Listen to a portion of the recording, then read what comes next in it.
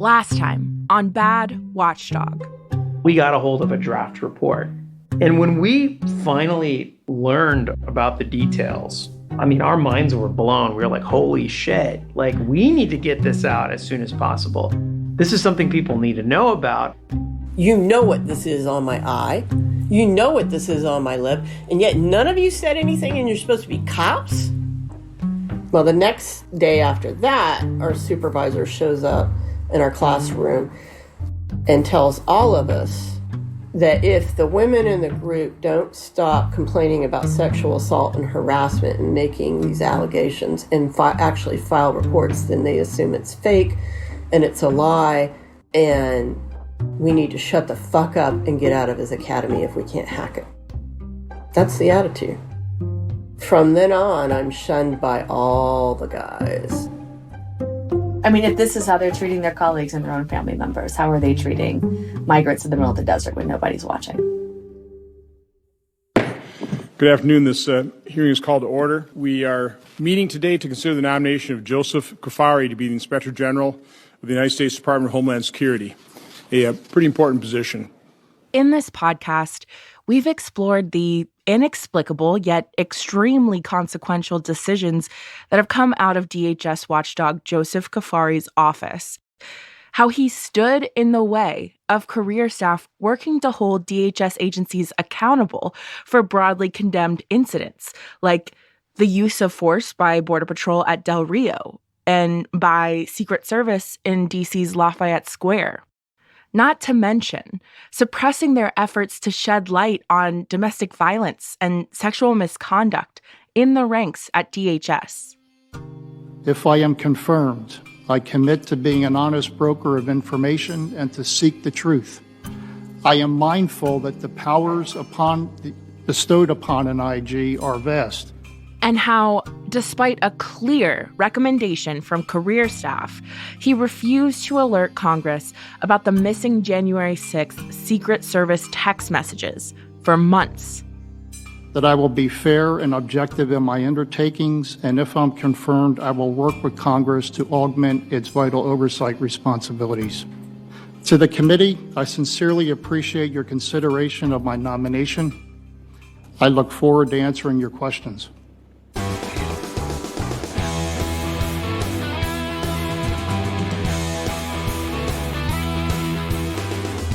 Now we're going to pull back the curtain and go inside his office. From his tumultuous start to some of his most recent efforts to impede and discredit the work of his own staff.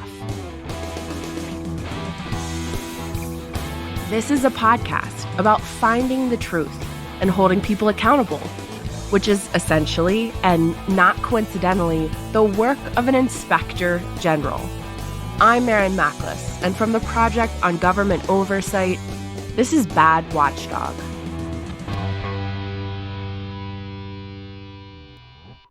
+20 years in the U.S. Department of Justice as a criminal investigator, coupled again. What you're hearing is the Senate considering Joseph Cuffari's nomination in March 2019. To ensure they're not beholden to the agency heads who hire them, about half of all IGs are appointed by the president and confirmed by the Senate. Cuffari's hearing is in front of the Senate Committee on Homeland Security and Governmental Affairs. Did you ever have any concern that people above you are trying to stifle your ability to investigate something and make the right thing happen? No, sir. Okay. So you feel you shouldn't, you don't believe you're going to get, somebody's going to try to compromise your ability to do your job? I can't speak for future events, although my commitment is if I felt that was going to happen or was happening, I would come to this committee with my concerns. You hear senators stressing the importance of Cuffari's ability to remain independent and his ability to do what's right, to work with Congress. Will you commit to responding to requests from members of Congress and particularly members of this committee in a consistent manner and regardless of the party, of someone from this committee asking for your response?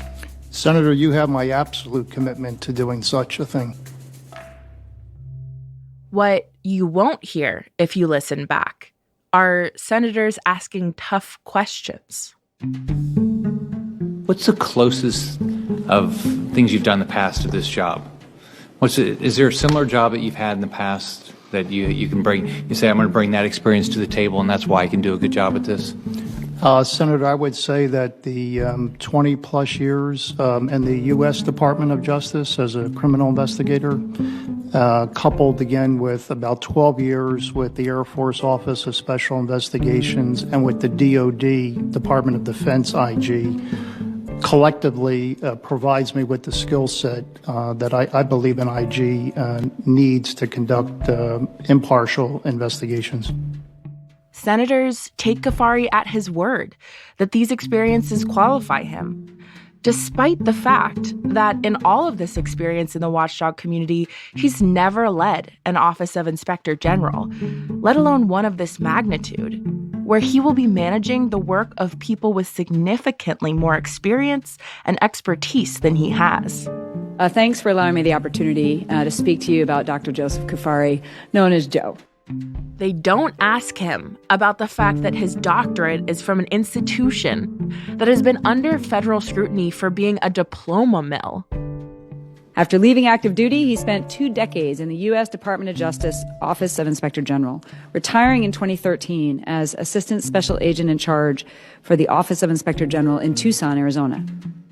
Or the fact that at his previous job at the Department of Justice, he retired just weeks after being investigated for ethical violations, but before any possible disciplinary action against him.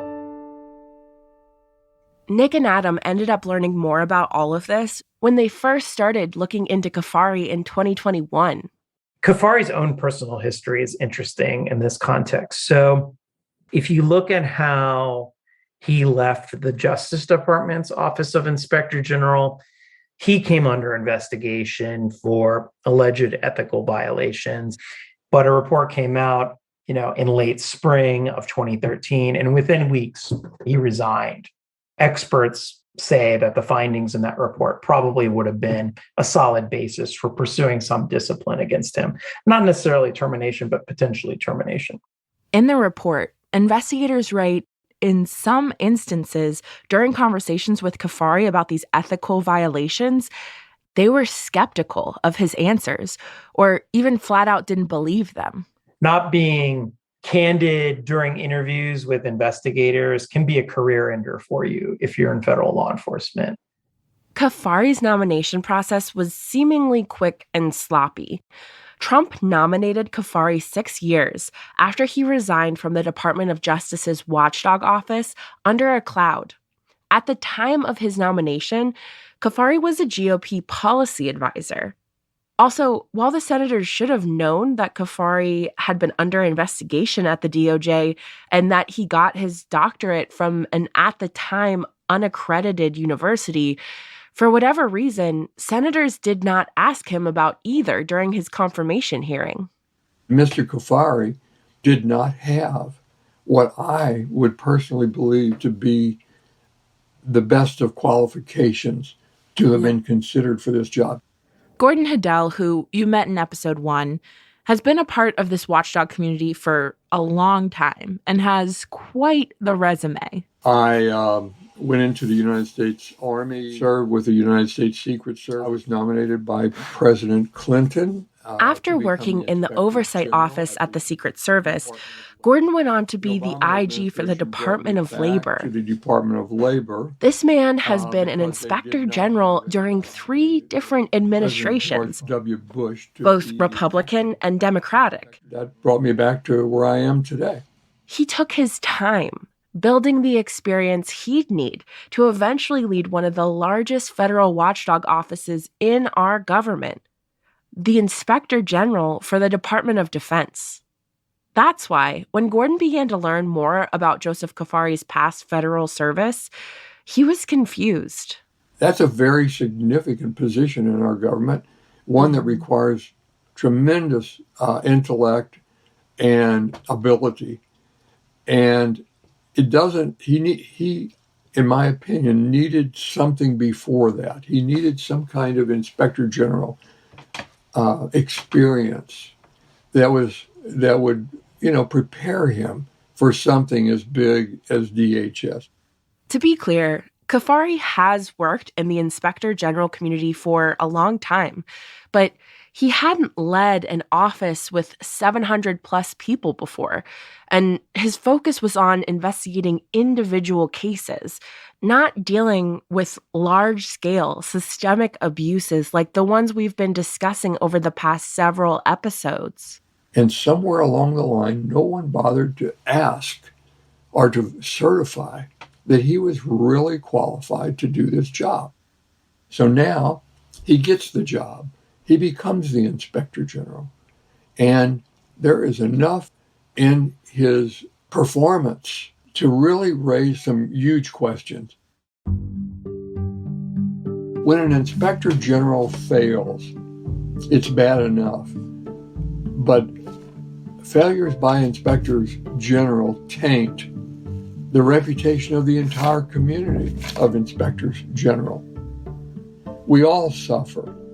And the American citizen and taxpayer who relies on an IG to provide truth, their trust and confidence in the whole IG concept is damaged. And that's what the situation with Mr. Cuffari has done.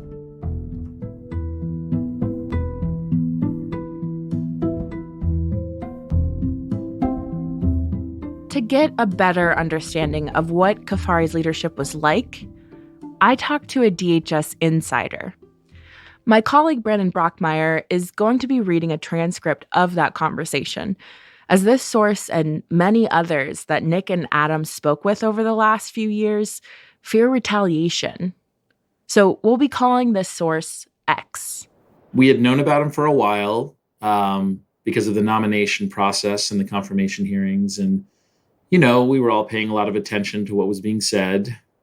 I think we were cautiously optimistic. There were some questions about kind of his background and experience level.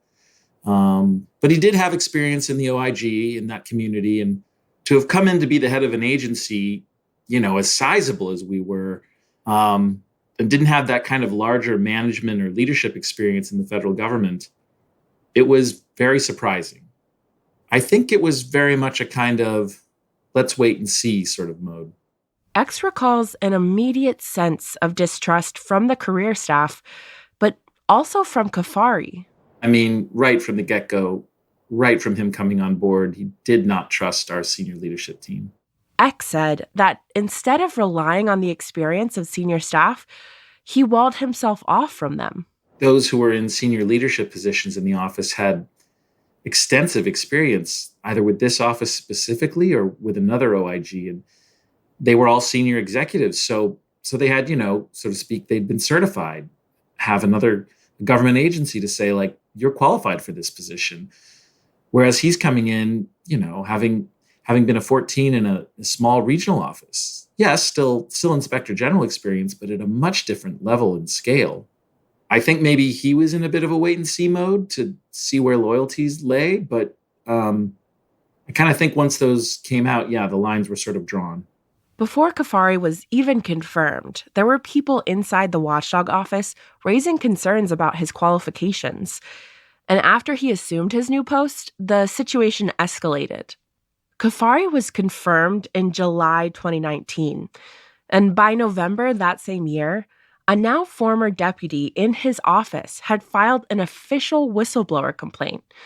It claimed that Cuffari stalled a report about how DHS lacked the technology they needed to track separated migrant families. The substance of the complaint might sound familiar.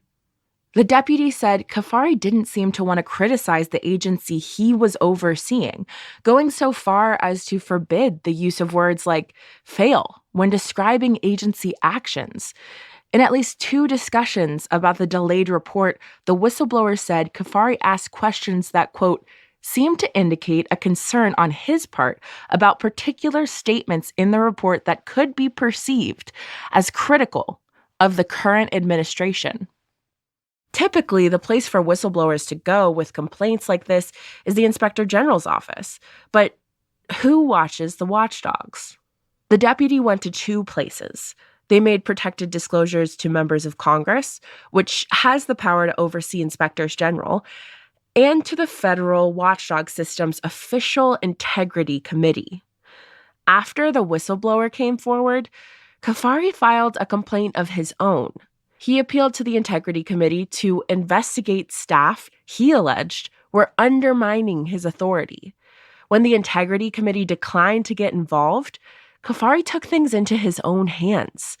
He paid an outside law firm about $1.4 million to come in and investigate his staff. But honestly, it kind of came across to a lot of folks as, isn't he kind of doing some of the same things that he's accusing other folks of doing?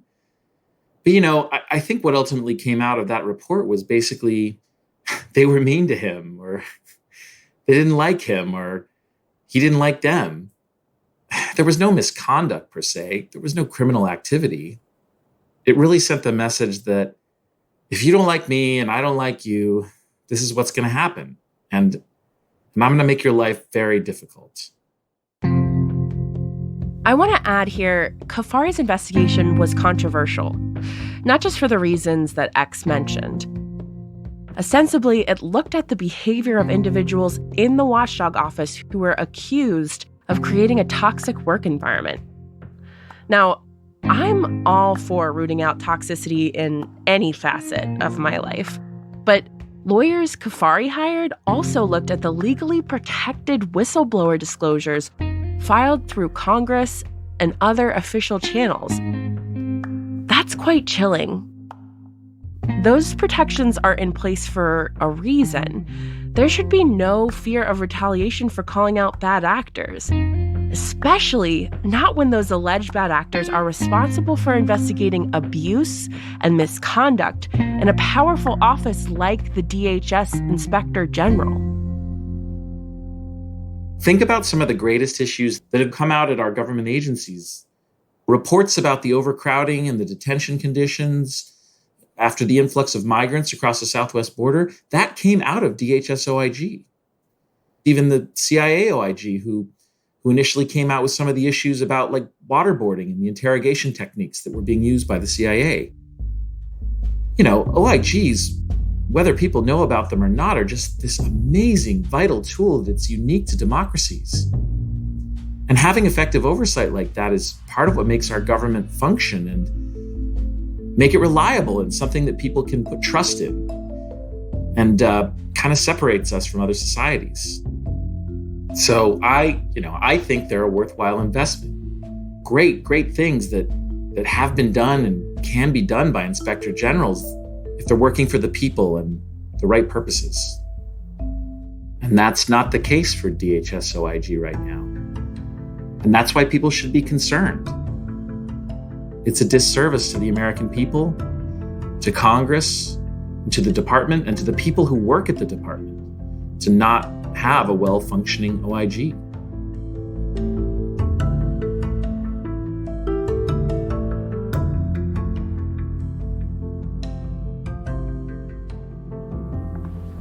Howdy. Hey, nice to meet you, Chairman Thompson. I'm Nick. Hi. Nice to meet you. Good. How are you? Nick and I are in Representative Bennie Thompson's office in D.C. in November of 2022. And as a reminder, at this time, Representative Thompson chaired the House Homeland Security Oversight Committee, as well as the January 6th Committee. These committees, they're a primary way that Congress exercises its oversight powers to make sure agencies and their watchdogs are doing their jobs. When something goes wrong, the relevant committee sets out to find out why and to get answers. All of that's to say that Thompson was one of the first to call attention to Cuffari's performance after he received several of these protected disclosures.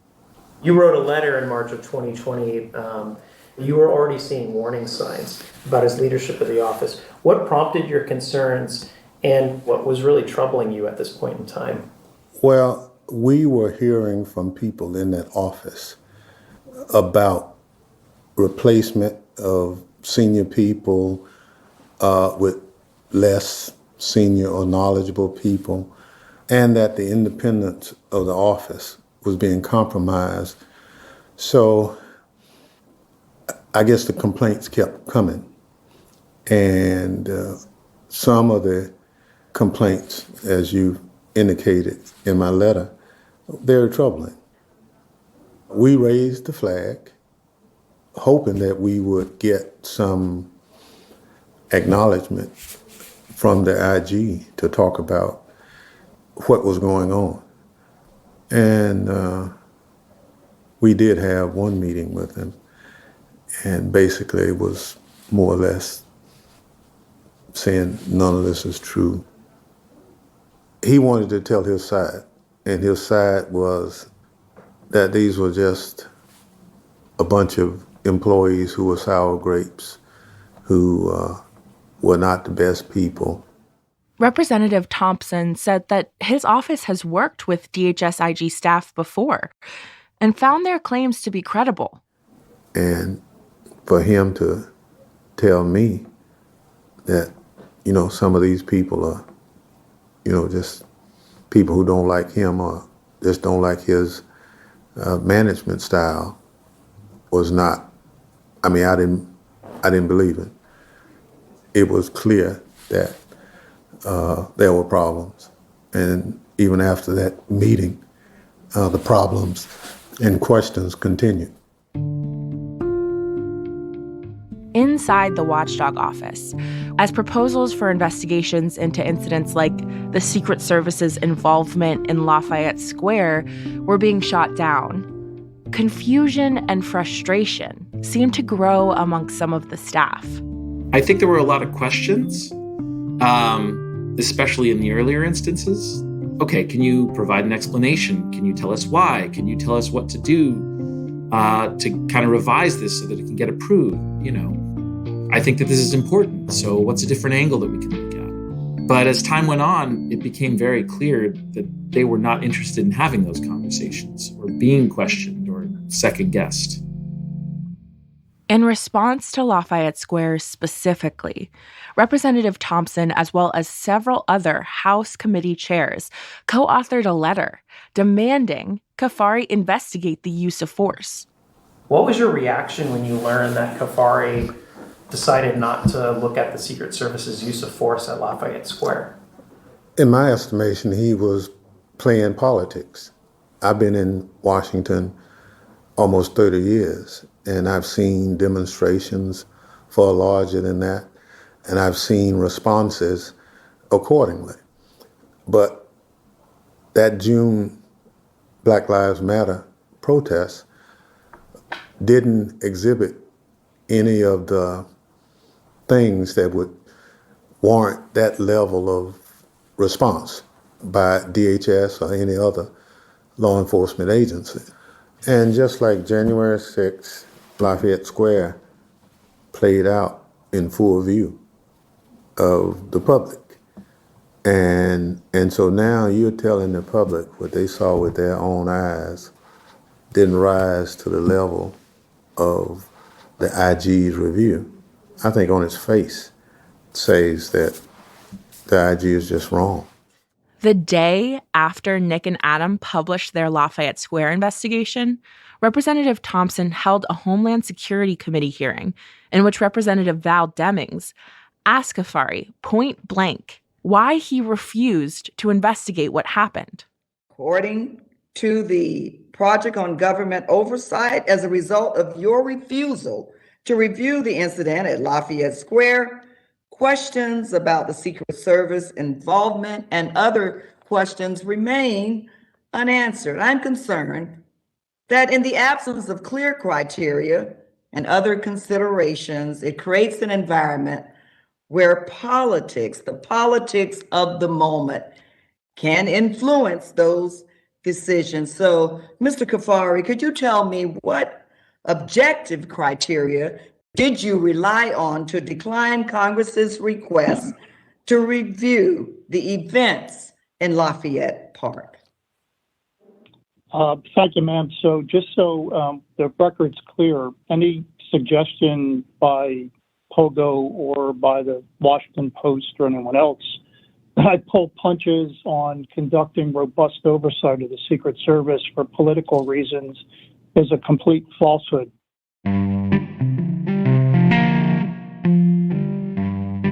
As you well know by now, nothing changed after Cuffari was questioned about Lafayette Square.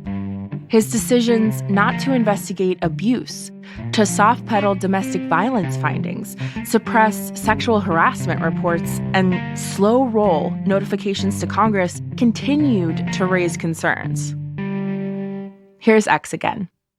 That was shocking beyond belief. And it really, I think, made people so much more cautious.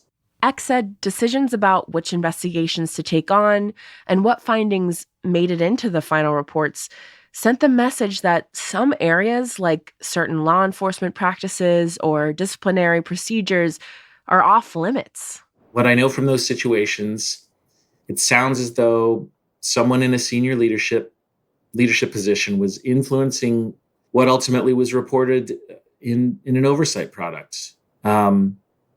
Without reviewing, the work papers or the analysis that went into it, and kind of making those judgment calls as to what should be reported out.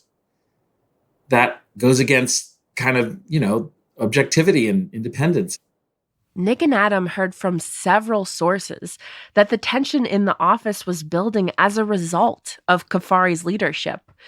And in September 2022, Nick received a copy of an anonymous letter addressed to President Biden. It was signed, "Concerned DHS OIG employees representing every program office at every grade level. For fear of retaliation, we cannot identify ourselves." Adam said this letter confirmed a lot of what they already knew, but it also made clear the size and scope of frustration in Cuffari's office. This particular anonymous letter was consistent with literally hundreds of things that we had learned independently of this letter and prior to when we obtained it. It was consistent with what many people were saying, and frankly, including the sexual harassment survey, where all of these people said that when they reported things, it was detrimental to their career. I mean, this is the story of an agency. The letter reads, quote, "We need help. We can no longer be silent when faced with continuous mismanagement of DHS OIG at its highest levels. A true leader would recognize the effect of his actions on his workforce and understand that the right thing to do would be to step aside. However, IG Cuffari is not a true leader. He instead acts to weaken and undercut his career staff at every step. He no longer has the support of his workforce."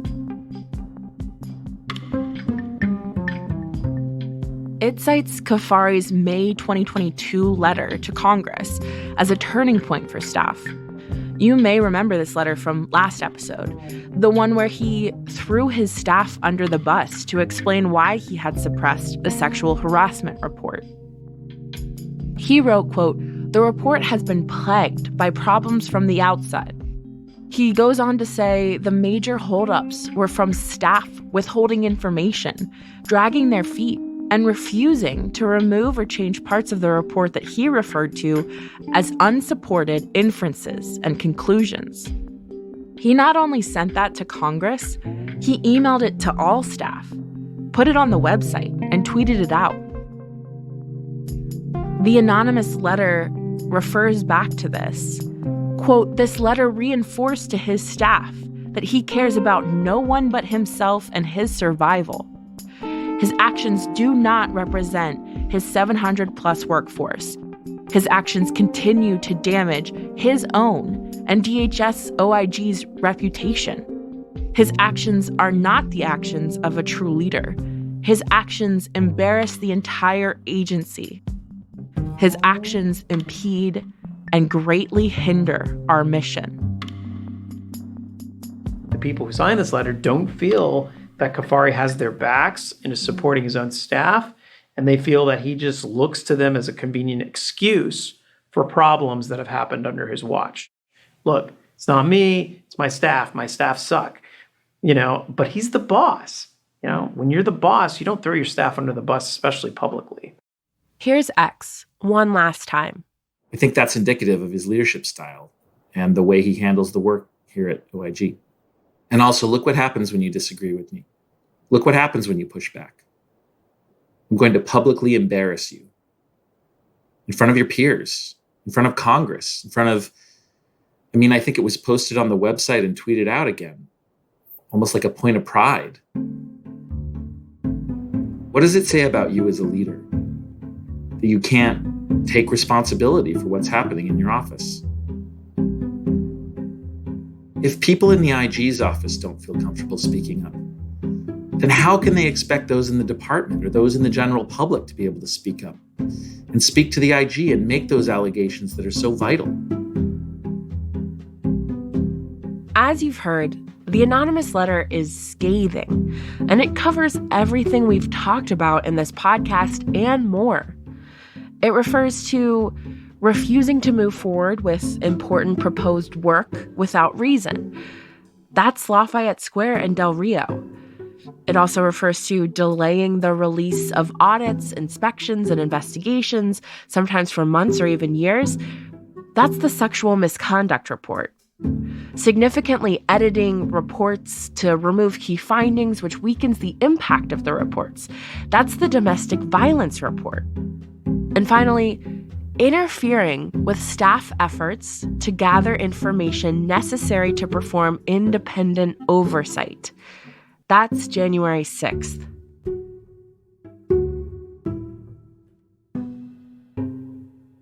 Cuffari's decisions have not only created tension in his own office, but sparked public and congressional outrage. And yet, as of January 2023, when we're recording this episode, Cuffari hasn't been removed or resigned. In fact, he sent an all-staff email in July of 2022 after all of these calls for accountability. He wrote, quote, "Thank you for the past 3 years. I look forward to many more to come." Like me, you might be thinking, what the heck? How can someone with such an important job be so bad at it and still be allowed to keep it? And how do we ensure that this doesn't happen again and that we have good watchdogs in the future? Well, in our 6th and final episode, we will be exploring those exact questions. We'll hear from those who have tried to hold Cuffari and his top aides accountable, and we'll interrogate why the systems in place to prevent a bad watchdog are clearly not working. And we'll go back to where we started and tell you about something else Cuffari decided wasn't worth sharing about January 6th.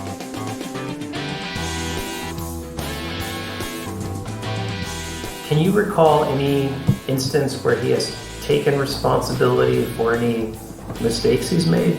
No instance.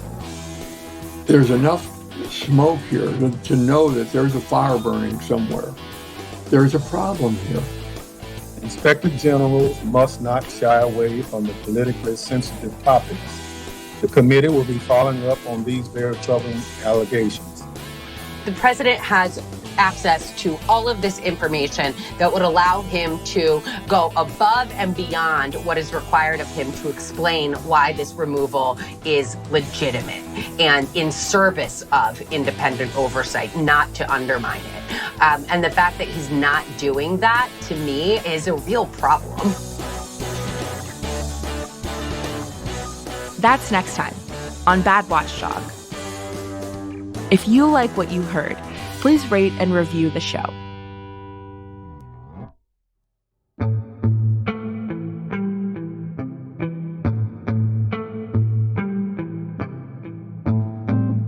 Bad Watchdog is a production of investigations and research at the Project on Government Oversight.